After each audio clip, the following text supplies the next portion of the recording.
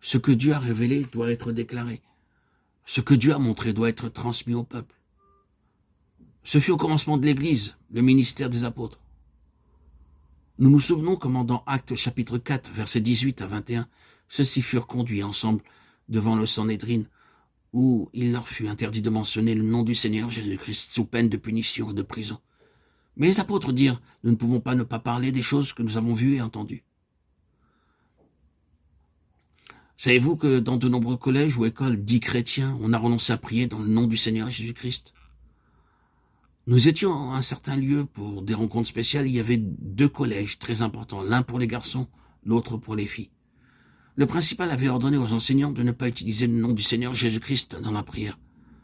J'ai rencontré un jour le principal, lui demandait « S'il vous plaît, dites-moi pourquoi vous n'utilisez pas le nom du Seigneur Jésus-Christ dans la prière? Pourquoi avez-vous donné ordre au professeur de votre collège de ne pas prier au nom du Seigneur Jésus-Christ » Le principal me dit alors « Nous avons de nombreux hindous et des mahométans, et nous ne voulons pas les offenser. Si nous prions dans le nom du Seigneur Jésus-Christ, ils pourront se mettre en colère. C'est pourquoi nous prions seulement pour l'amour de ton nom. » Je lui dis « Vos prières ne seront pas entendues dans le ciel. Vous pourrez crier, mais Dieu n'entendra pas vos prières.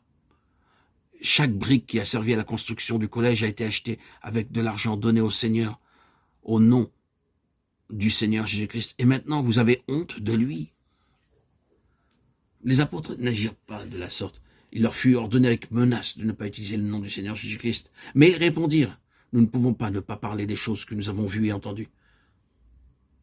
C'est notre ministère. Nous devons proclamer ce que nous avons vu et entendu de Dieu. Que ceci soit accepté ou rejeté n'est pas notre affaire. Mais nous devons déclarer ce que nous avons vu et entendu de Dieu. Que ceci soit accepté ou rejeté n'est pas notre affaire. Nous devons déclarer ce que nous avons vu et entendu.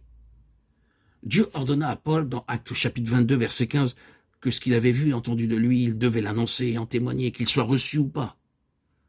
Dieu nous a donné le même ordre. Le chandelier d'or brûlant jour et nuit proclame ce message.